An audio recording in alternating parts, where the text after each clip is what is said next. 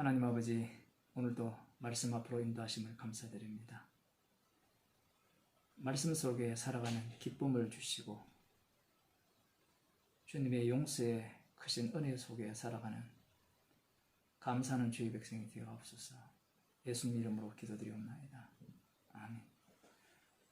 하나님 말씀 마태복음 9장입니다.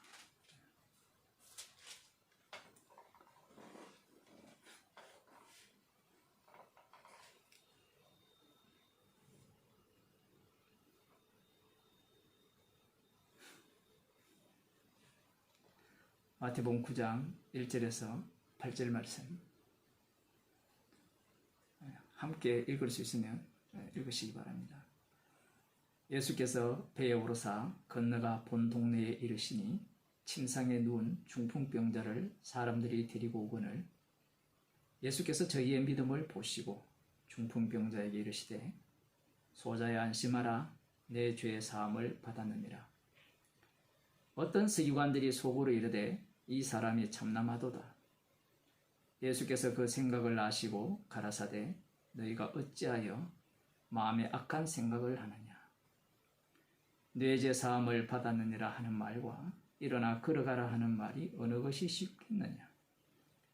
그러나 인자가 세상에서 죄를 사하는 권세가 있는 줄을 너희로 알게 하려 하노라 하시고 중풍병자에게 말씀하시되 일어나 내 침상을 가지고 집으로 가라 하시니 그가 일어나 집으로 돌아가거늘 무리가 보고 두려워하며 이런 권세를 사람에게 주신 하나님께 영광을 돌리니라.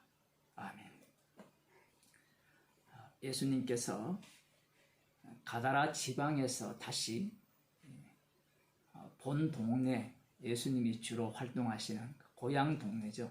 가버나움이라고 이렇게 볼 수 있는데 그 동네로 다시 돌아오셨습니다.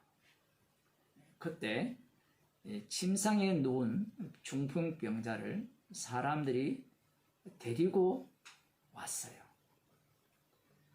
이 본문은 상당히 유명하고요. 그 설교를 교회를 다닌 분들은 또 많이 들었을 겁니다. 그럼에도 불구하고 이 본문의 의미를 명확하게 이렇게 목사들이 알려준다든가 이 본문과 산상설교가 어떻게 연결되어 있는가도 이렇게 살펴봐야 되는데 그렇지 못한 겁니다. 침상에 중풍병자를 사람들이 데리고 왔어요. 침상에 중풍병자를 데리고 왔다는 것은 다른 본문은 보지 말고요. 여기 본문에서만 보면 오늘날로 표현하면 이렇게 양쪽에 네 사람이 이렇게 잡고 갈 수도 있는 거고 두 사람이 이동할 수도 있는 건데 그 사람들이 데리고 오거늘 예수님께서 저희의 믿음을 보시고 이렇게 말씀하고 있습니다. 지금 이 중풍병자를 침상에 누운 채 데리고 온 사람들의 믿음이 무엇입니까? 라고 우리가 질문을 한번 해볼 필요가 있습니다.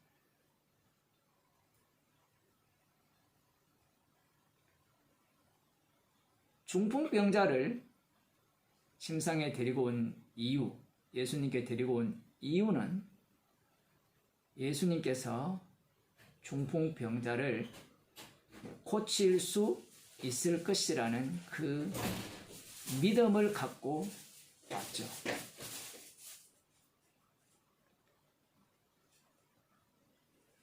제가 이렇게 말하면 예수님께서 보신 그 믿음은 과연 그 믿음인가? 표면적으로는 그 믿음이고요. 내면적으로 들어가도 그 믿음이에요. 앞서 예수님께서 산상설교를 하시고 이후에 예수님에 대한 평가가 바리새인과 서기관의 가르침과 다르고 근세 있는 자와의 가르침 같더라. 이렇게 그들이 판단을 내렸죠. 그리고 예수님께서 많은 병자를 고치실 때 예수님께 몰려왔고 산상설교를 들으러 왔을 때도 마찬가지고요. 그 이후에도 마찬가지입니다. 지금까지 드러난 그 모습 속에는 예수님께서 죄를 용서한다. 이 부분에 대해서는 부각되지 않았습니다. 우리들이야 앞서 8장 후반부에 가다라 지방에서 귀신을 쫓아내는 그 의미 자체가 주님의 능력으로 쫓아냈다. 이렇게 생각을 할 수도 있지만 지난번도 말씀드린 바와 같이 십자가로 원수와 원수를 이기셨죠. 십자가로 승리하셨습니다. 예수님이 창조주의 능력으로 마귀를 물리친 게 아니고 마귀를 이기신 게 아니라 십자가로 이기셨죠. 그러한 의미들이 보는 자들에게는 드러나지가 않습니다. 제자들도 마찬가지고 그라사인 지방 사람, 가라다 사람들도 마찬가지였죠. 그들의 눈에는 귀신 쫓아내는 능력자, 당시에 바리새인의 아들들도 귀신을 쫓아냈거든요. 그 귀신을 쫓아내는 것이 그들이 쫓아내는 것과 예수님이 쫓아내는 것이 같은가 다른가, 이 부분도 나중에 또 살펴보겠지만 간단하게 말씀드리면 바리새인의 아들들은, 자녀들은 십자가 지지 않았습니다. 예수님은 십자가를 지셨고, 이 정도만 해도 차이점이 분명해지는데, 이 중풍병자를 데리고 온 사람들이 예수님에 대한 인식, 믿음은 과연 어떠한가? 우리와 별반 다르지 않습니다. 오늘날로 말하면 예수 믿으면 구원을 얻는다. 아니면 기복신앙을 갖고 들어올 수도 있죠. 예수 믿으면 이 땅에서 축복을 얻고 죽어서는 영생을 얻을 것이다. 아니면 몸이 몹시 아프거나 이렇게 죽을 병에 걸렸을 때 예수님을 믿으면 주님이 나를 치료할 것이다. 이 출발 자체가 모두가 다 그러한 어떤 믿음, 그런 믿음에서 출발을 해요. 사람들이 말씀을 좀 듣다 보면요, 처음 들어올 때부터 사람들이 정말 십자가를 알고 들어올 거라 그런 생각을 하는데 그렇지 않습니다. 이스라엘이 최종적으로 드러난 자리는 우상숭배예요. 그러니 복음을 전했을 때 모든 인간이 접근하는 그 방식은 우상숭배의 방식으로 접근을 하고요. 우상숭배가 드러나지 않으면 복음으로 넘어올 수가 없습니다. 문제는 예수님께서 이들의 믿음을 보시고 소자야 안심하라, 네 죄사함을 받았느니라, 이렇게 말씀하셨다는 겁니다. 이게 참 어려운 말씀이죠. 방금 이 중풍병자를 메고 온 이 사람들의 믿음이 뭔가도 문제가 되지만 그들의 믿음을 보시고 이 중풍병자를 죄 용서해버립니다. 이렇게 되면 중풍병자를 데리고 온 이 사람들의 믿음은 어떤 믿음입니까? 예수님께서 이 중풍병자의 죄를 사할 것이라는 그 믿음을 갖고 있었다라는 이야기예요. 정말 황당한 이야기죠.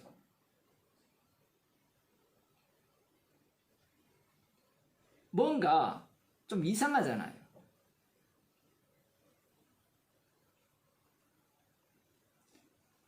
우리들이 만일에 이 중풍병자를 메고 온 사람이라면 무슨 목적으로 메고 왔을까요? 죄 용서받기 위해서 메고 왔을까요? 아니면 병 낫기 위해서 메고 왔을까요? 답이 뻔해요. 답이.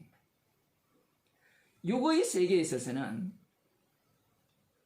죄 용서받기 위해서, 그리고 좀 더 구체적으로 들어가면 죄 용서는 어디에서 이루어집니까? 십자가에서 이루어지거든요. 그러한 믿음을 이 중풍병자를 메고 온 자들이 갖고 있었다는 이야기입니다. 그러니 이 사복음서 말씀을 해석하는 것이 엄청나게 어려운 거예요. 예수님의 영을 받아야 해석이 되거든요.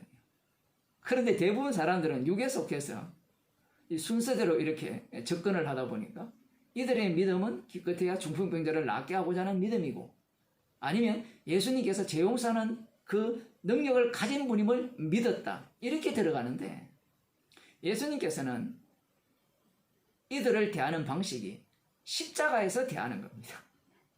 십자가 안에서 이들을 대하고 있다는 거예요. 그러면 손들고 질문하죠. 아직 십자가 지지도 않았고, 그리고 이들이 성령을 받지도 않았는데 어떻게 예수님에 대한 그러한 믿음을 가질 수 있었느냐? 주님께서는요, 속업에서 믿음을 집어넣어버립니다. 이런 것들을 인간들이 도저히 못 따라잡아요. 사도 바울이 창세전에 그리스도 안에서 택하심을 받았다라고 해버리잖아. 언제 찾아왔습니까? 다메섹으로 예수 믿는 자를 잡으러 갈 때 주님이 찾아오셨죠. 우리가 알기로는 그때 선택을 했죠. 그때 찾아오셨고, 그런데 사도 바울은 창세전에 그리스도 안에서 택하셨다, 이 얘기를 하니까 자꾸 인간들은 구원론으로 빠져요. 지금 구원론 이야기가 아니고 그리스도 안을 이야기하는 거예요. 그 십자가를 위한 창세전의 택함이었고, 십자가를 위한 예수님에 대한 핍박이었고, 십자가를 위한 부르심이라는 거예요. 그 창세전부터 사도 바울이 있기까지 모든 전 과정이 십자가의 능력을 증가하기 위한 삶이었다라는 겁니다. 인간들은 거의, 교인들은 창세전 그리스도 안에서 택했다라고 하면 이 택함을 구원으로 다 끝내버려요. 그 말만 하면 택했다, 택함 받았다는 거예요. 택함 받은 자는 구원받고 택함 안 받은 자는 지옥 간다. 거기에서 무슨 십자가가 나옵니까? 우리가 설교를 할 때는 그렇게 할 수밖에 없지만 죄가 나와야 되죠. 죄가. 지금 예수님께서는 이들의 죄악을 고스란히 지적해내시면서, 이들이 중풍병자를 메고 온 것이 예수님을 전가하기 위한 메고 옴을 예수님이 그들 가운데 들어가셔서, 우리가 보기에는 엉터리 믿음에서 출발했는데 주님 쪽에서는 그 엉터리 믿음 때문에 십자가에 못 박혀 죽으시고, 그 죽으심이 누구의 죄를 용서합니까? 그들. 여기에서 제가 핵심은 그들입니다. 너가 아니고. 왜 그러냐라고 할 때는 중풍병자를 메고 온 사람들의 믿음을 보셨다면 누구의 죄를 용서해야 돼요?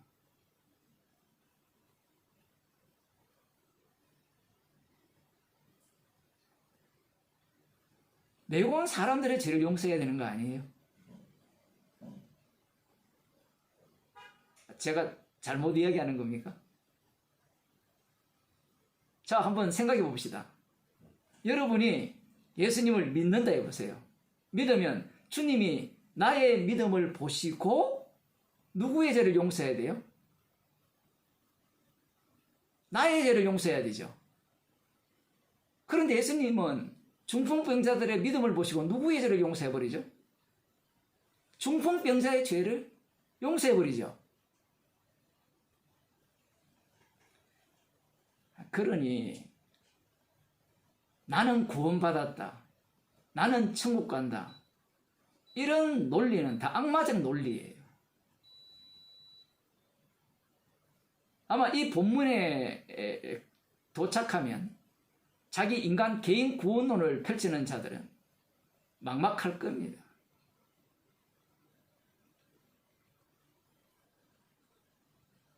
중풍병자를 데리고 온 사람의 믿음을 보시고 중풍병자의 죄를 용서하셨어요. 그러면 중풍병자는 믿음이 있어요? 없어요?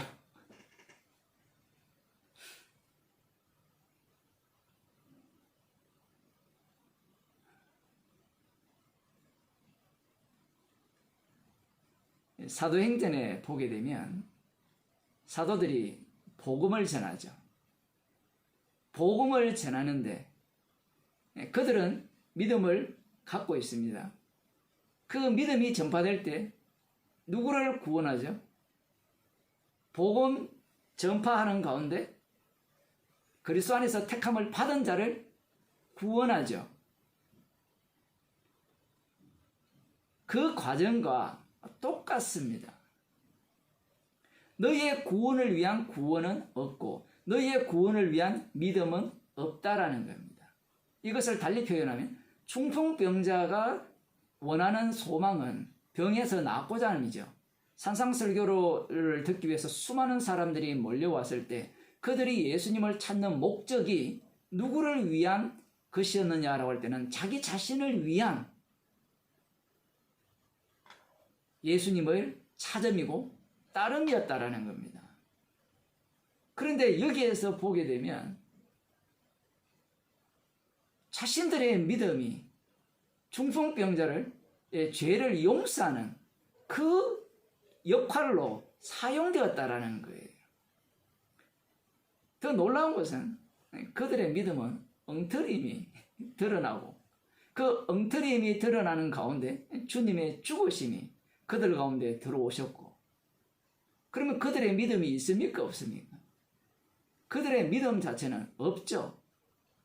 그들의 믿음 자체는 부정당하고, 그들의 믿음을 보시고 구원하셨다는 말은 로마서의 믿음으로 믿음에 이른다라는 그 말씀과 똑같은 이야기입니다. 그들의 믿음을 보시고 구원하셨다는 것은, 그들의 믿음이라는 것은 그들의 믿음은 아니고 주님이 주신 성령이죠. 성령이 주신 그 믿음으로 이들을 구원한다는 말은 그 믿음은 그들의 소유가 아닙니다. 주님이 주신 선물이죠. 그 선물을 왜 주느냐? 그 이유는 간단합니다. 주님의 정인이에요.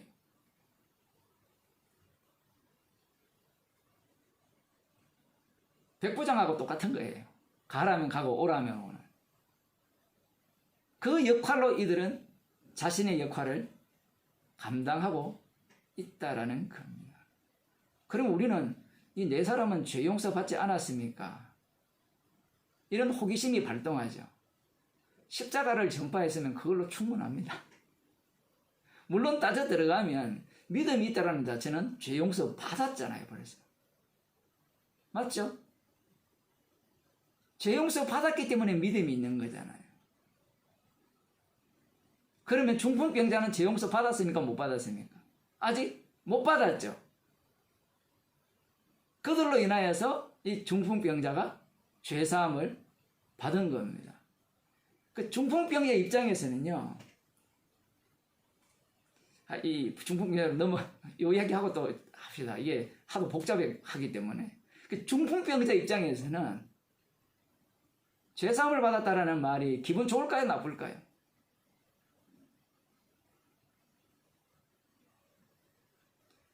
이거 진짜 어려운 말이거든요. 여러분들이 예를 들어 가난하다 칩시다. 가난한데 돈이 없다 칩시다. 그런데 예수님께 기도하기를, 주님, 전 돈이 필요합니다. 그렇게 기도했는데 십자가의 피로 너희 죄를 용서했다. 기분 좋은 말입니까? 나쁜 말입니까? 제가 예를 못 드는 겁니까? 요구하는 게 뭘 요구하는 겁니까? 여러분이 우리 이제 십자가 세언약 교회로 모이잖아요. 그러면 그 교회를 위해 기도할 거 아니에요. 성도들을 위해 기도할 거잖아요. 기도하시죠. 뭐 주님이 알아서 하는데 뭐 내가 왜 기도하냐 뭐 이러면 뭐 제가 할 말이 없고 왜 내 기도 뜻대로 안 되느냐? 꼭 기도 뜻대로 정반대로 되거든요.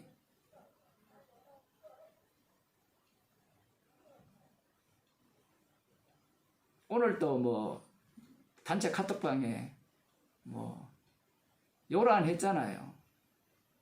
그 요란하면 또 어떤 사람들은 목사님이 나서서 왜 평정하지 않느냐, 뭐 그런 생각도 하실 거고, 뭐 별별 생각을 다 하실 건데, 원래 죄인들이 모이면 요란하죠. 그 말로만 죄인들이었는데 실제 죄인들의 모습을 보이는 거고, 뭐 글을 쓴 사람들만 죄를 보이는 게 아니라 구경꾼들도 다 죄를 보입니다. 뭐 글을 안 쓴다고 죄가 안 나오는 건 아니거든요.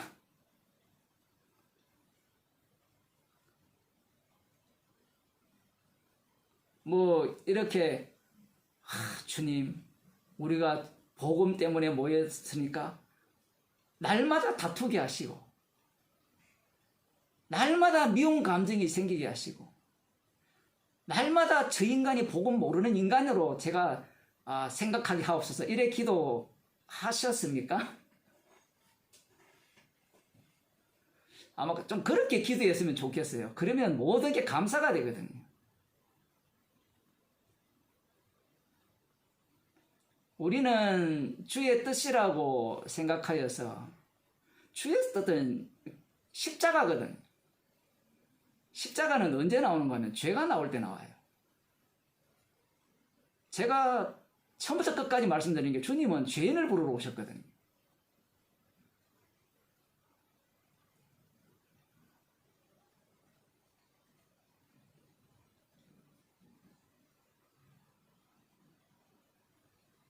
지금 이 중풍병자를 데리고 온 사람들이나 중풍병자나 예수님이 행하신 이 일 앞에요, 경악하는 겁니다.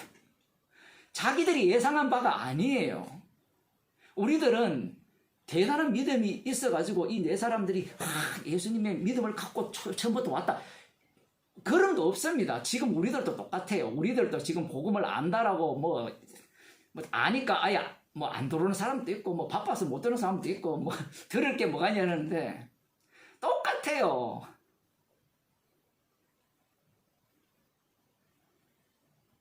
십자가가 눈앞에 밝게 보인다는 것은 주님이 우리에게 쳐들어왔다라는 거거든요.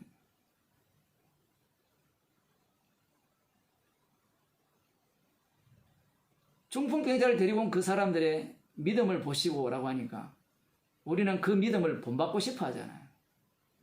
어릴 때 부흥회 때 그 부흥 강사들이 이 본문을 되게 이야기 많이 한 것 같아요. 제 기억으로는. 우리 동료원 부흥 강사 뭐 그런지 모르지만 이런 믿음을 갖고 부흥회 때 데리고 오라 그러잖아요. 전도에서 데리고 오라고.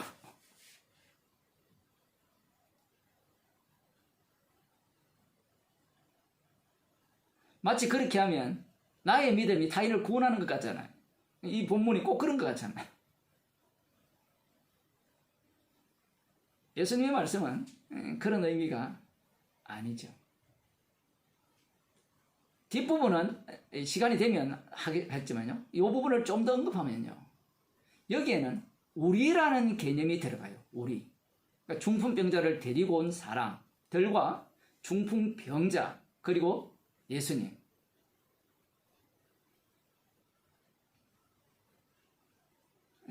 이 얘기 넘어가기 전에 중풍병자 얘기 좀 더 합시다. 그래서 중풍병자가 기분이 되게 나쁜 거예요. 자기는 죄산 받으려고 온 거 아니잖아요.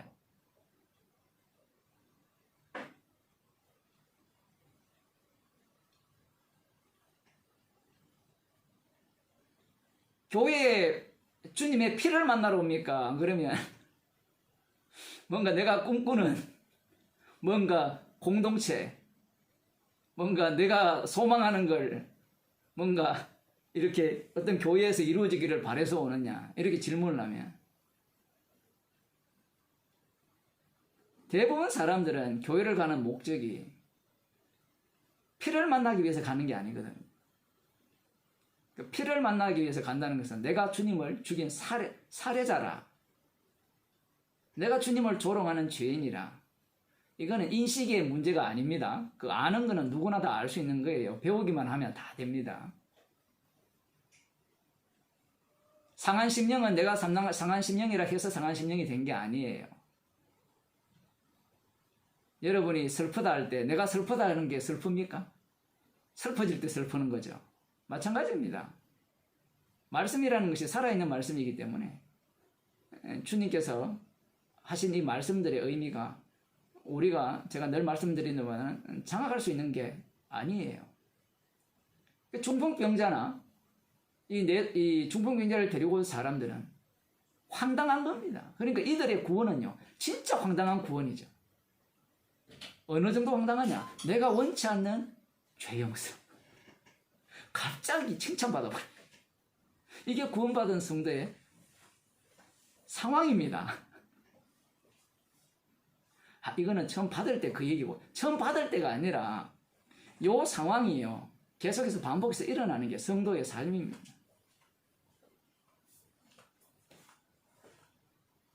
그렇지 않으면 주님의 죽으심이 증거될 수가 없는 겁니다. 그러면서 오늘 한 가지 더 생각하고자 하는 게 조금 전에 말씀드린 우리라는 개념입니다. 예수님이 계시고 중풍병자를 데리고 온 사람들이 있고 중풍병자가 있잖아요. 아까 처음에도 그런 말씀을 드렸습니다만, 중풍병자를 데리고 온 사람들의 믿음을 보시고 중풍병자를 고쳤었다. 우리는 내만 구원받으면 되잖아요. 여러분들은 그렇게 생각 안 하시겠지만 모든 인간들은 내만 구원받으면 되거든요.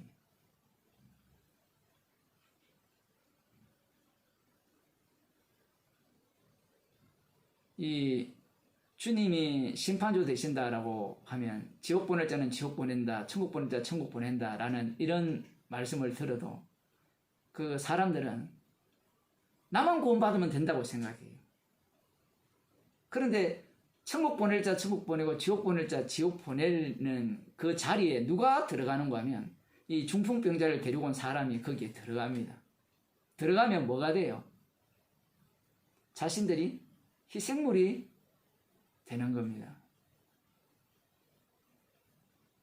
마태복음 6장에 예수님께서 기도를 가르치셨는데 이런 말씀이 나오죠. 12절, 우리가 우리에게 죄 지은 자를 사하여 준 것 같이 우리 죄를 사하여 주옵시고. 이 본문에 대한 그 해석이 아주 분분합니다. 우리가 죄를 용서할 경우에 용서해달라. 이것은 논리적으로 뭔가 아무것도 안 맞죠. 그 예수님의 말씀을 문자적으로 해석해버리면요, 해석 자체가 불가능합니다. 안 맞기 때문에, 앞뒤가 안 맞기 때문에. 우리는 용서할 자격이 있습니까? 없습니까? 없죠. 우리가 죄를 용서할 권세가 있습니까?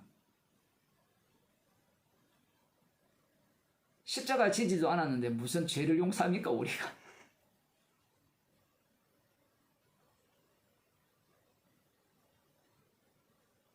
이 주님의 용서가 어떻게 전이 된다, 이렇게 이제 표현을 또 오해를 하기 때문에, 주님이 용서를 하실 때 자기 백성, 먼저 구원받은 자들이죠. 성령을 받은 자들을 통해서 택한 자들을 구원을 합니다.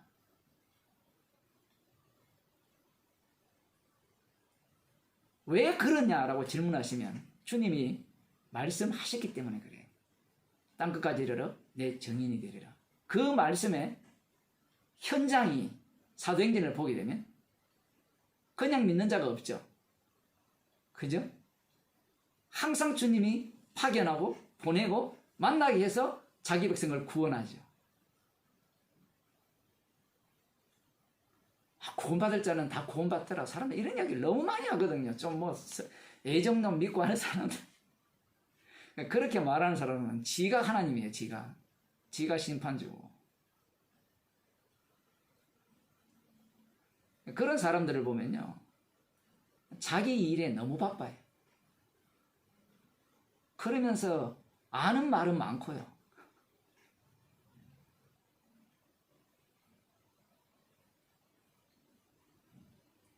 우리가 우리에게 죄전자를 사용하시 우리 죄를 사하여 주옵시고, 이 우리라는 말이 나오죠. 이 말씀의 완성을 이 마태복음 9장에서 먼저 한번 보여주는 겁니다. 이것이 이제 사도행전으로 넘어가면 우리가 주일마다 이렇게 말씀을 읽고 보는 그 내용 속에 다 담겨 있죠. 우리가 우리에게 죄전자를 사해 준 같이 우리 죄를 사하여 줍시고, 어느 누구도 중풍병자를 메고 온 사람들이 그 죄를 용서할 수 없고 구원할 수도 없어요. 그들의 믿음이 저 사람을 구원 못해요. 예수님의 말씀은 그들의 믿음을 보시고 죄 사했다 이렇게 하니까 사람들은 그걸 연결고리로 집어넣잖아요. 연결고리가 없어요. 고리가 없는데 연결고리를 만든 거예요. 그 사이에 누가 들어갑니까? 예수님의 죽으심이 들어가는 겁니다.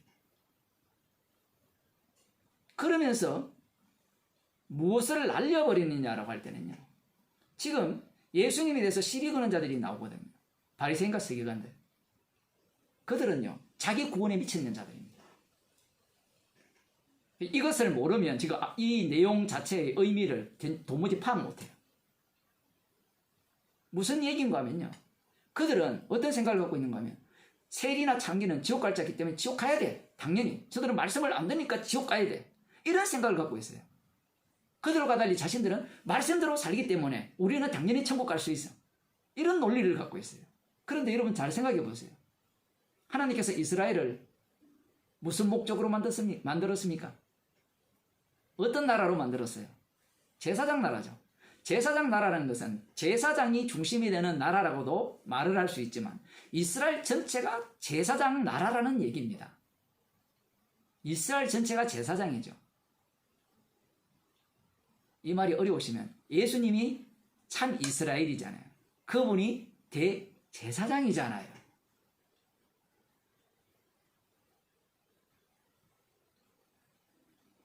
말씀을 주니 그들은 말씀을 어떤 용도로, 분명히 구약에서는 이스라엘 집단을 구원했거든요.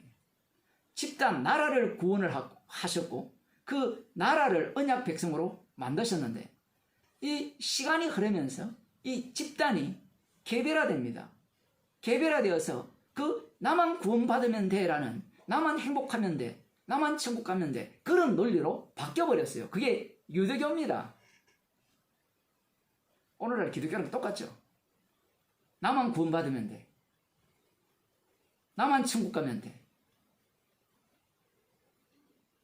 요나서를 보게 되면 요나가 하나님의 명을 거역하고 니느웨로 가라 하니까 정반대길을 향해서 다시스로 도망치잖아요.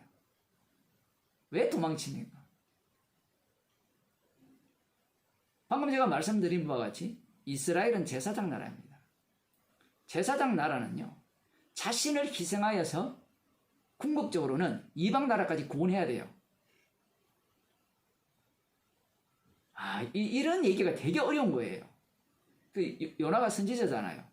선지자가 그걸 못 알아듣죠. 나중에 시간이 지나면 이 선지자도 마찬가지죠. 선지자가 갖고 있는 암묵이 이런 겁니다. 니느웨 같은 저런 놈들은 하나님의 심판에서 멸망당해도 마땅해, 이렇게 들어가는 거예요. 자신들이 제사장 나라는 걸 잊어버렸죠. 만일에 요나가 그런 생각을 갖고 있다면, 요나가 니느웨에 대해서 그런 생각을 갖고 있다면 북이스라엘에 대해서 어떤 생각을 갖고 있을까요? 너희들 말씀 안 들으면 망해. 여러분, 선지자라고 해서요, 다 이사야 같은 선지자, 에레미야 같은 선지자의 그 모양을 띠는 게 아닙니다. 다 달라요. 팔짱 끼고 너희들은 멸망당해야 돼. 근데 하나님께서는 그 요나 선지자가 굉장히 특이한 선지자거든요. 다른 선지자는 그 죄악 범죄한 이스라엘 백성 속으로, 남유다 속으로 집어 들어가잖아요. 넣어가서 그 속에서 희생당하는 인자가 되거든요. 그런 요나 같은 경우 보면 강제 투입이에요. 강제로 죽여버리고 물고기 뱃속에 집어 넣어버리고 강제로 자살하게 만드는, 자살까지는 안 갔지만 그렇게 계속해서 몰아가서 그 요나를 희생물로 만드는 겁니다. 이 바리새인과 서기관들이 이 요나서를 모르는 게 아니에요. 다 알고 있습니다. 문제는 지금 이 이스라엘을 만드신 그 목적, 그 목적이 뭐냐? 예수님을 정각해서 만든 것은 분명한데요. 문제는 그들이 그 이스라엘을 제사장 나라로 만들었음에도 불구하고 그들은 자기 개인 구원 중심으로 바뀌었다라는 거예요. 남은 자 유대인들이 있지 않습니까? 그 유대인들은 어떻게 구성되는가 하면 개인이 모여서 구성된 유대인들이에요. 남은 자들이에요. 그 어떻게 개인이냐 할 때는 말씀대로 살아가는 자들. 그런데 우리가 사무엘상을 보면 인간들이 하나님께서 이스라엘을 만들어 놓으니까 저들이 모여서 왕을 세우잖아요. 그 사울 왕을 세워서 옹립을 하여서 국가를 만드는 국가의 모습을 좀 띄는 그런 모습을 보이는데 하나님께서 세우시는 나라는 왕을 먼저 만들어 놓고 왕이 백성을 만드는 방식으로 진행이 되거든요. 이게 전혀 다른 방식이에요. 그러면 모든 백성들은 왕이 계속되거든요. 이 집단입니다. 집단. 하나님의 구원은 집단 구원을 포기한 적이 없어요.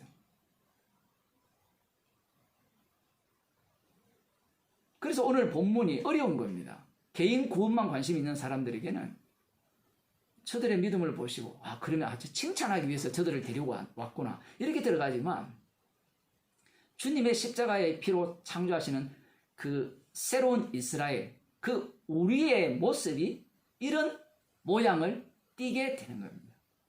상당히 특이하죠.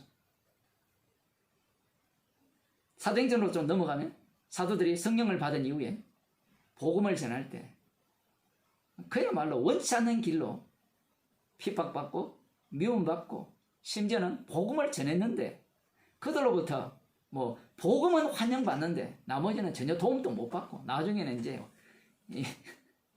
엉뚱한 소리도 듣고 미움도 받고 그러한 길로 가는 거예요. 그러면서 우리라는 주님의 피로 만드신 그 우리를 계속해서 찾아내는, 표현을 내면 찾아내는 역할이고, 또 달리 표현하면 주님이 창조하시는 그 주님의 교회의 그 일원들을 계속해서 이렇게 찾아내는 그런 역할을 감당하는 겁니다.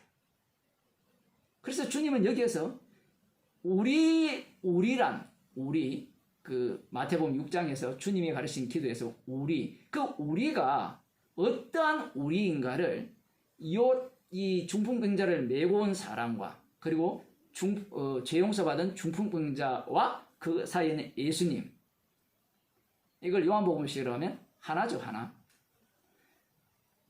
그런 모습을 이 본문을 통해서 보여주고 있는 겁니다. 그러니 이 본문을 보고 나의 믿음이 저 사람의 죄를 예수님이 사해 줄 거라 그런 생각은 하면 안 돼요. 문자대로 받아가지고 너희 믿음을 보시고 예수님이 이 사람의 죄를 사했으니까 이게 꼭 뭐 같아요? 천주교에서 연옥교리가 있잖아요. 그죠? 연옥교리 죄 지은 인간이 천국은 못 가고 그렇다고 지옥도 못 가고 연옥에 중간 그 정거장에 머물러 놓게 해놓고 이 땅에서 지은 죄만큼 100년, 200년, 500년, 1000년 저거 마음대로 연도를 다 정해요. 얼마나 사람들이 무식한가 하면 거기에 또 다 속죠. 지 마음대로 혼자 생각해요. 죄를 지었으니까 억만 년이 있어야 되는데 당신의 후손이 여기 딱 나오잖아요. 메고 갔는데 믿음을 보시고 용서해 줬으니까 당신이 믿음을 보이면 저 연옥 간 사람이 이것 갖고 또 연옥 교리를 또 더 창조하겠다. 천주교에서. 당신의 믿음을 보고 죄를 용서한다고 성경에 나와 있지 않느냐. 그 논리거든요. 말이 돼요, 안 돼요? 말이 돼요. 근데 이게 일반 이 개신교에서도 똑같이 들어와 있죠. 여러분이 믿음을 갖고 기도하시면 저 사람이 믿을 수 있다. 이렇게 얘기하잖아요. 많이 기도해 보셨죠? 그죠? 남편을 위해서, 따님을 위해서, 자식을 위해서 기도하시잖아요. 또 믿음이 너무 좋아가 주님이 구원할 자는 구원하실 거야. 나 기도 안 해. 그런 교만이 어디 있습니까? 그 말은 주님이 하시는 일이에요. 주님이 일이고. 우리는 부지런히 죄만 지으면 됩니다. 여러분이 그래 기도 안 한다고 해서 여러분 마음을 주님이 모르실까요? 예? 그걸 뭐라고 하는 건 외식이라는 겁니다. 자기 마음을 속이면서. 물론 진짜 주님이 그 마음을 주셔가지고 주님이 구원할 자는 구원하시고 지옥 갈 자는 지옥 가시리 하시는구나. 그러면 그 마음을 받았으면 또 어떤 마음이 됩니까? 여기에 보면 그들을 위해 기도할 수밖에 없죠. 사도 바울이 늘 기도하는 사람이잖아요. 아, 주님이 기도밖에 안 들으니까 나 기도할 거 없다. 아무튼 뭐 아는 건 너무 많아가지고 죄인이 되면 되는데 죄인이 안 되려고 너무 애쓰고 의인이 되려고 하죠. 그런 기도를 이전에 다닐 때는 들어준다고 기도를 하잖아요. 그러면 우리는 안 들어줄 것이라 하여서 기도 안 할 거냐? 천만의 말씀입니다. 혈육이 미우면요 기도 안 하지만 사랑하면 기도하게 돼 있어요. 그리고 구원해달라고 기도하죠. 안 합니까 여러분? 구원해달라고 기도할 거 아니에요. 다급하면. 다급 안 해본 모양인데. 그 기도가 어디로 합류당합니까? 똑같은 거예요. 중풍병자를 메고 온 사람들이 자기들의 욕망, 자기들의 기대, 그 예수님을 향해서 다가왔잖아요. 우리 복음을 안다고 해도 소용없습니다. 그것은. 날마다 십자가 사건으로 휘말리거든요.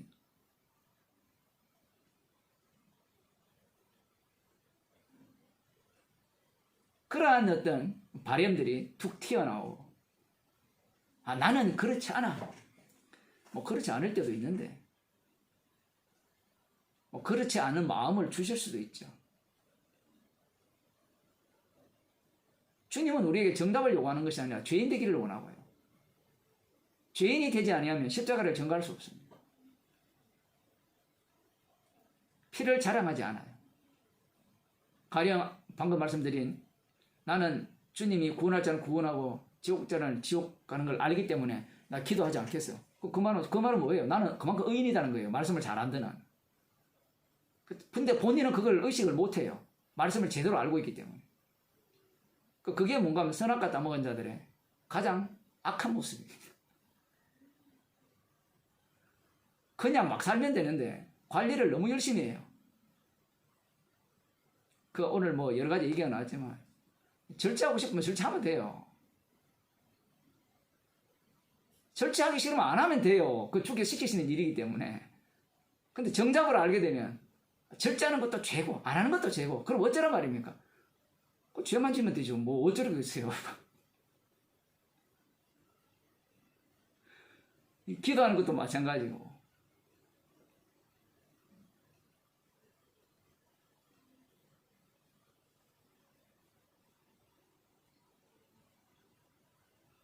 예수님께서 서기관과 바리새인들은 그쪽 부류고요. 중풍병자를 메고 온 사람과 중풍병자는 다른 부류죠. 예수님께서 구원하는 긍휼의 그릇이죠. 이 긍휼의 그릇에 대해서는 별로 언급이 없죠. 언급이 없는데 목사님은 왜 그렇게 많은 이야기를 합니까? 라고 하면 이 내용이 사도행전 속에 서신서 속에 다 담겨있기 때문에 그래요. 그러면 이 서기관들 이들과 다르냐라고 하면 똑같습니다. 서기관들이 속으로 생각을 해요. 이게 중요한 게 속으로 생각한다는 게 뭔가 하면요.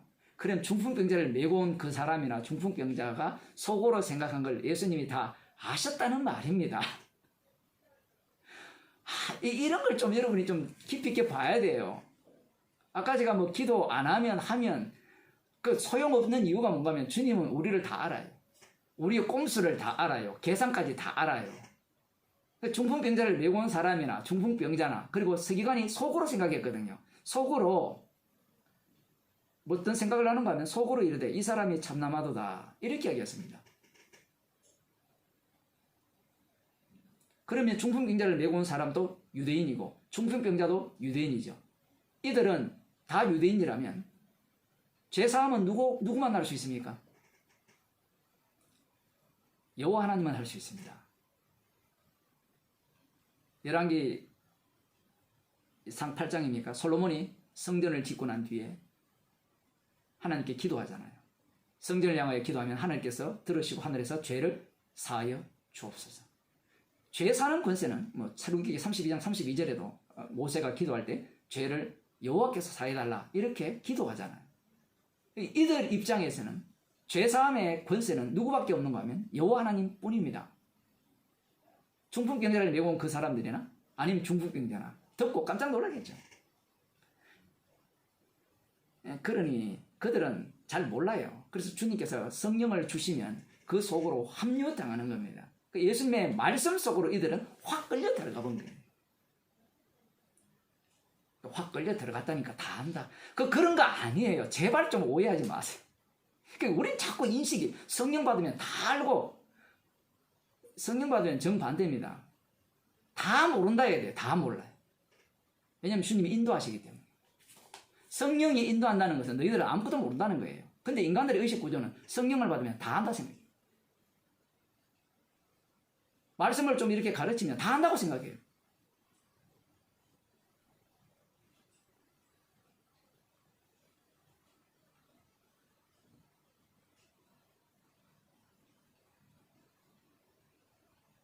속으로 이야기를 했어요. 왜 속으로 이야기했느냐? 사람들이 계속 지금 따르고 있고 소문도 들었을 거 아니에요. 예수님이 그들의 마음을 아시고 생각을 아시고, 꿈에도 생각 못했죠. 생각을 아시고.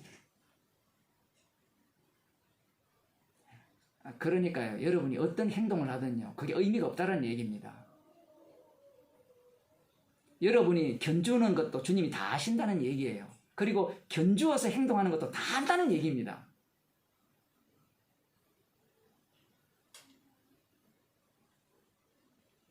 우리는 그 속에서 십자가와 만나는 사건이 일어나면 감사한 거예요.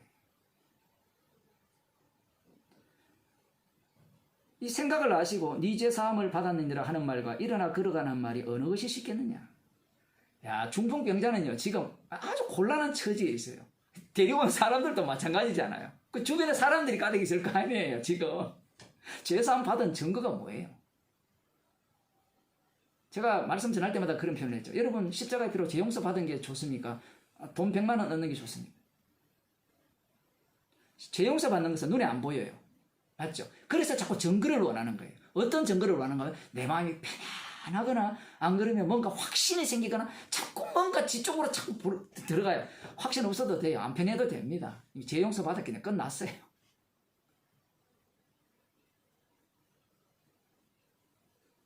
결코 정죄함이 없다는 것은 네가 어떤 생각하고 어떤 모습을 보여도요, 괜찮다는 이야기예요.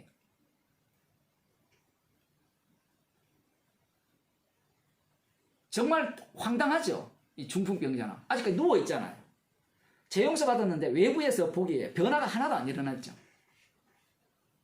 그러면 사람들이 뭐라 하겠습니까? 참남하다는 말은 신성모독을 한다는 거거든요. 방금 말씀드린 것처럼 죄 용서는 여호와 하나님만 하신다라는 것은 기정사실입니다. 우리들이야 예수님이 하신다. 여러분, 죄를 예수님이 용서하십니까? 하나님이 하십니까? 이것도 이제 교회 오래된 사람이 헷갈리거든요. 아버지 하나님 또 죄 용서하시고 예수님도 죄 용서하시고 정신이 하나도 없죠. 여러분은 안 그렇겠지만 죄사함의 근세는 예수님께만 있습니다.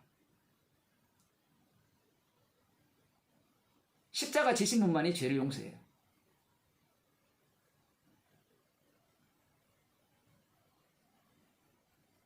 유대인들의 분노는 죄 용서는 하나님밖에 할 수 없는데 죄 용서했다는 거예요. 이 마음의 생각, 그 찰나죠. 그 순간적인 생각. 왜냐하면 지금 상황 자체가 긴박하게 흘러가는 거잖아요. 우리들이 관람하기 때문에 천천히 흘러간다 이렇게 보이지만, 그 긴박한 상황에서 그 찰나적인 생각을 하는 그들의 마음을 아시고 예수님이 질문은 죄사함을 얻는 일과, 여기 보면 너희가 어찌하여 마음에 악한 생각을 하느냐? 네 죄사함을 받았느니라 하는 말과 일어나 걸어가라 하는 말이 어느 것이 쉽겠느냐? 어느 것이 쉽겠어요? 제가 일전에도 마태복음을 여러 번 말씀을 전했지만, 죄사함은요 말만 하면 돼요. 눈에 보이는 게 없기 때문에. 물론 유대인들 입장에서는 예수님 말씀이 그렇게 들리지 않죠. 하나님만이 죄를 용서하는 거니까 이것은 인간은 할 수 없는 일이에요. 그리고 일어나 걸어가라, 이 일도 하나님만이 하실 수 있죠. 그게 인간들의 생각입니다. 나중에는 귀신들도 다 하거든요. 마귀도 다 흉내를 내니까 얼마든지 그런 것들이 다 보여지는 그런 세계로 들어가는데, 예수님의 말씀은요, 두 가지 의미를 동시에 담고 있습니다. 일어나 걸어가라는요, 창조적 능력으로 가능합니다. 그 창조적 하나님을 믿는 자들은 이슬람교나 유대교나 다 믿잖아요. 그런데 창조적 하나님으로서는 할 수 없는 일이 있어요. 죄 용서입니다. 죄 용서는 십자가 지신 분만이 할 수 있어요. 그래서 이 십자가 지신 분이 창조주가 되어야 돼요. 그게 성경 이야기입니다. 물론 유대인들 입장에서는 일어나 걸어가라 하는 말과 죄 용서함을 받았느니라, 이 둘 다가 불가능한 말이잖아요. 그들의 입장에서는 둘 다 여호와 하나님이 하시는 일이거든요. 맞죠? 둘 다 여호와 하나님이 하시는 일이잖아요.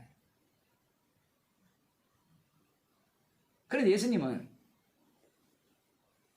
여호와 하나님을 믿는 그들을 우상 숭배자로 규정을 하시면서 진짜 하나님이 누군가를 지금 이 말씀 속에서 소개하는 겁니다. 오늘 이방인들 우리들이 읽으면 죄사함을 받았느니라 일어나 걸어가라 하는 말 어느 것이 더 쉽습니까? 죄사함 받았다고 더 쉽자고 제가 말씀드렸죠. 왜 그게 그러냐라고 하면, 여러분 이단 집단들 보세요. 구원받았다고 해버리잖아요. 아예. 그 하나님의 교회 인터넷 다 나오거든요. 들어가면 그 교족부에 이름 올리면 구원받았어요. 14만 4천 들어가면 구원받았어요. 얼마나 쉬워요. 하나도 안 어렵다니까요. 그러니까 유대인들이 갖고 있는 생각과 전혀 다르다는 얘기입니다. 우리 이방인들은. 그러니까 유대인들의 그 털끝만큼도 못 따라가요. 그들이 못하는 게 뭐예요? 일어나 걸어가는 걸 못해요. 유대인들은요 반대입니다. 일어나 걸어가라는요 얼마든지 할 수 있어요. 근데 죄 용서하는 것은요 아무도 못해요.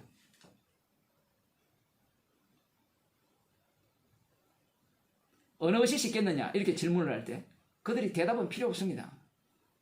대답을 못하죠. 다 불가능하니까 그들 입장에서는, 유대인들 입장에서는.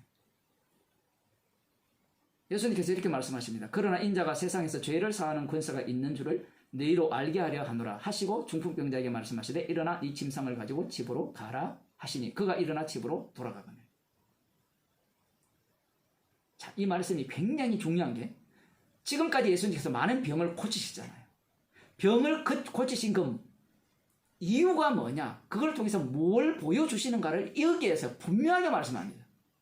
우리 연약한 것을 친히 담당했다라는 말의 의미가 죄 용서를 하셨다라는 거고, 그 죄 용서는 어떻게 되어지는가 할 때는 예수님이 십자가에 달려 죽으심으로 죄가 용서되죠. 그래서 여기에서 인자가 세상에서 죄를 사하는 권세가 있는 줄을 너희로 알게 하려 하노라. 그 인자는 자기 백성의 죄를 담당하는 자가 바로 인자입니다. 에스겔을 인자라고 부르거든요. 자기 백성의 담당할 그 하나님의 심판을 미리 먼저 다 담당해요.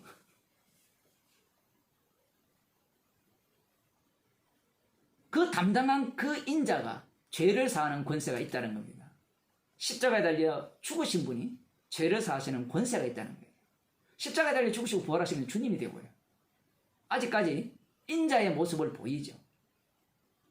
십자가 사건이 일어나기 전까지는 인자의 이름을 갖고 계시지만 십자가 사건 이후에는 주의 이름이 되고요. 주의 이름이 보내주시는 분은 성령이고, 그래서 성령을 해방하는 자는 용서함을 못 받는다는, 그렇게 말씀하시는 겁니다. 인자가 죄 사는 권세가 있는 줄을 너희도 알게 하라느라. 자, 여기에 권세라는 단어가 나왔죠. 조금만 참으시기 바랍니다. 권세. 여기 있는 권세와 마태복음 7장 29절에 나오는 권세. 이는 그 가르치시는 권세 있는 자와 같고, 그 가르치시는 것이 권세 있는 자와 같고. 이 권세 같은 단어거든요. 뒤에 가면 또 권세가 나옵니다. 그 8절에 보면 이런 권세를 사람에게 주신 하나님께 영광을 돌리니라. 권세가 나오죠. 이 세 가지 권세 같은 단어인데 예수님이 말씀하시는 권세의 의미와 예수님을 평가하고 예수님이 하신 일을 보고 평가하는 그들의 말하는 권세가 전혀 다른 의미로 사용되고 있다는 겁니다. 인자가 죄 사는 권세가 있음을 알게 하기 위해서 어떻게 하십니까? 일어나 침상을 가지고 집으로 가라. 그러면 이 사람이 일어나 걸어가는 것이 핵심입니까? 안 그러면 예수님이 죄 사는 권세가 있다는 것이 핵심입니까? 죄 사는 권세가 있음을 말씀하기 위한 도구죠. 이 사람의 구원이 우선이면요, 예수님이 이렇게 말씀하죠. 인자가 죄 사는 권세가 있는데 그 죄 사는 권세를 갖고 이 사람을 구원하기 위한 것이 목적이다. 이렇게 나와야 돼요. 이 말씀에서. 그런데 인자가 죄 사는 권세가 있음을 알게 하기 위해서 일어나 걸어가라 해요. 그러면 그의 인생은 처음부터 끝까지 인자가 죄 사는 권세가 있음을 알게 하기 위한 중풍병자였고, 친구들에 의해서 데리고 om을 당하고, 그리고 자리를 들고 일어나 자리를 들고 걸어간 인생이라는 겁니다. 그럼 인자는 이 죄사함의 권세가 어디에서 나옵니까? 십자가에서 나오죠. 그 십자가 지신 분이 주님이잖아요. 심판주거든요. 그분의 일하심을 드러내기 위해서 지금 이 중풍병자와 그의 친구들이라고 할까요? 그를 데리고 온 그 사람들이 자기의 역할을 감당합니다. 이들을 통해서 지금 서기관들, 당시의 서기관들이라는 말은 율법 연구가들입니다. 바리새인 서기관들 같이 이렇게 말씀을 가르치는 자들, 뭐 이렇게 연구하는 자들, 뭐 쓰는 자들, 뭐 이렇게 볼 수 있는데, 이런 자들이 말씀 중심으로 살아가면서 철저하게 여호와 하나님만을 경외하는 자들입니다. 그들 앞에 예수님이 내가 바로 죄사하는 권세를 가진 인자다, 그것을 소개하기 위해서 일어나 걸어가라고 해버린 겁니다. 그럼 우리 같으면 이 장면을 보고 예수님을 믿을까요? 안 믿을까요? 우리들은요, 덥석 믿어요. 요즘 그렇잖아요. 뭐 예수 이름으로 병 고쳐 당하면 수많은 사람이 몰려가잖아요. 유대인들은요, 눈 하나 깜짝 안 합니다. 물론 따라다니는 사람이 좀 나중에 다 이렇게 거부하는데, 왜 눈 하나 깜짝 안 하는 거 하면요, 여호와 하나님을 망령되이 일컬어버리면 심판받거든요. 이미 구약에 다 나와 있습니다. 거짓 선지자라는 인간들은 기적과 능력을 행하면서, 예언을 행하면서 그것이 이루어지게까지 하면서도 다른 신을 쫓아라고 해요. 민수기 18장이니까 그게 나오죠. 다른 신들을 쫓아라고 하는 그런 자들을 따르지 말라. 그들을 따를 경우에 너희들이 심판을 당한다. 하나님이 시험하는 것이다. 이런 말씀들로 무장이 되어 있어요. 구약 율법에 의하면 죄 사는 권세는 여호와 하나님 뿐인데, 예수님이라는 나사렛 예수님이, 예수라는 그 사람이 와가지고 내가 죄 사는 권세가 있다 라고 하는 순간 무엇이 부정되어 버립니까? 여호와 하나님이 부정되죠. 이것은요, 우리들은, 이방인들은 별거 아닌데 유대인들 쪽에서는 말도 안 되는 이야기입니다. 어떻게 여자의 몸에서 태어난 그 사람의 아들이 어떻게 주가 되느냐 얘기예요. 어떻게 하나님이 되느냐, 말이 안 되잖아요. 거기에 상그럼 더 나가서 십자가 지신 분이 심판주가 된다. 이건 더 말이 안 돼요. 십자가에 달린 분이 왕이거든요.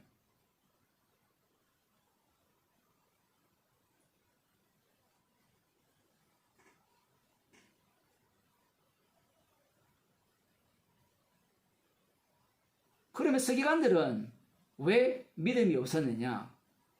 주께서 긍휼을 베풀지 않았기 때문입니다. 달리 표현하면요, 서기관들이나 중풍병자를 메고 온 사람이나 중풍병자는 욕망은 동일합니다. 나의 행복과 나의 구원인데요, 이 서기관들은 이 어느 쪽으로 계속 내몰리는가 하면요, 자기 구원 중심으로 계속 내몰리기 때문에 주님께 접근할 수가 없는 겁니다.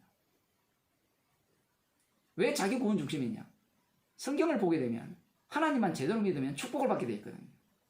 말씀대로 살아가면 저주는 멀어진다고 나와 있어요. 그러면서 그들은 스스로 성경 속에서 자기들의 구원과 자기들의 영생과 자기들의 행복을 꿈꾸면서 말씀을 연구하기 시작한 겁니다. 그러면서 구원 자체가 개연구원으로 가버린 거예요. 왕이 세워지고 그 왕에 의해서 만들어지는 나라는 상상도 못하는 겁니다. 십자가 지신 그분이 왕이 되셔서 그 피로 자기 백성을 새롭게 창조한다는 것을 그들은 전혀 예상하지 못하죠. 이 그리스도의 몸의 지체로서의 구원이라는 이런 구원을 상상을 못하는 거예요. 그리스도의 몸의 지체로서 구원이라 이렇게 이야기하면 나는 지체입니다. 이런 헛소리를 하는 사람이 한둘이가 아니잖아요. 죄가 나오고 피를 자랑하기 위한 죄가 나오는 자들이 그리스도의 몸의 지체겠죠. 자, 그러자 그가 일어나 집으로 돌아가 버렸어요. 정말 이게 말씀이 이상하죠. 우리 같으면 붙들어 놓고 나라를 점거해라 이렇게 해야 되는데 가라니까 가버렸어요. 역할을 다 했다는 겁니다. 역할을 다 했고 문제는 그 다음 사람들입니다. 거기 있는 무리가 보고 두려워하며 이런 권세를 사람에게 주신 하나님께 영광을 돌리니라. 여러분 이 부분에 대해서 약간 문제점을 찾았습니까? 이런 권세를 주신 하나님께 영광을 돌리니라. 여기서 권세가 무슨 권세일까요? 1번 예수님 말씀대로 죄사함의 권세입니까? 안 그러면 일어나 걸어가라는 그 말씀에 의해서 걸어가게 한 권세입니까? 죄사함의 권세가 아니에요. 만일에 죄사함의 권세를 주신 하나님께 영광을 돌렸다면 하나님께 영광을 돌리는 게 아니라 예수님 앞에 무릎을 꿇겠죠. 주여 저는 죄인으로서이다. 저를 불쌍히 없어서 이런 태도를 취할 겁니다. 우리가 보면 이들이 마치 예수님께서 행하신 일들을 보고 하나님께 영광을 돌렸으니까 와 뭔가 믿음의 세계로 들어왔을 것 같잖아요. 아니에요. 이 분리했다라고 볼 수 있죠. 그들의 눈에는 어쨌든 하나님께서 이 예수라는 사람에게 일어나 걸어가라는 능력을 줘가지고 걸어가게 했다라는 겁니다. 그래서 하나님께 영광을 돌리는 거예요. 자기들 나름대로. 그런데 예수님의 말씀에 하면 예수님이 제사하는 권세가 있잖아요. 그러면 예수님이 제사하는 권세가 있다는 말은 예수님이 누구란 말입니까? 주님이라는 말이거든요. 주님이라는 말은 누구를 부정한다는 거예요? 여호와 하나님을 부정한다는 거예요. 그러면 하나님께 영광을 돌릴 수가 없는 겁니다. 맞죠? 영광은 오직 한 분께만 돌아가야 되거든요. 그래서 이들이 하나님께 영광 돌린다는 것은 예수님이 행하신 일들을 보면서 그 행하신 그 제사함의 권세 그것을 보지 못하는 겁니다. 그들이 본 것은 육으로 보이는 일어나 걸어가라는 그 말씀대로 걸어가는 그 모습 외에는 보지 못하였다는 겁니다. 그것을 보고 이들은 하나님께 영광을 돌렸어요. 이 모습이 바로 마태복음 4장에 나오는 마귀가 갖고 있는 네가 하나님의 아들이면 이런 모습을 보여라는 거예요. 결국 이런 자들이 예수님께서 십자가에 달려 돌아가실 때 예수님을 조롱하죠. 네가 하나님의 아들이면 내려와서 너도 구원하고 우리도 구원하라.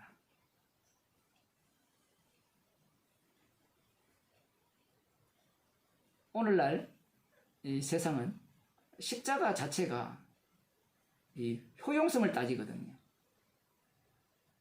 죄사함 자체는 효용성이 없어요. 죄사함 자체는. 죄사함을 받은 자의 특징은 효용성이 있는 것이 아니라 오히려 오늘 이 본문에 나오는 이 중풍병자를 메고 간 그 사람들처럼 자신의 죄만 드러나고 십자가를 전가하는 가운데 주께서 재용서함을 입은 자들을 그 구원하는 그 일에 참여함을 당한다는 겁니다. 주님의 십자가의 피로 만드신 우리가 바로 그들인 거예요. 기도하시겠습니다. 하나님 아버지,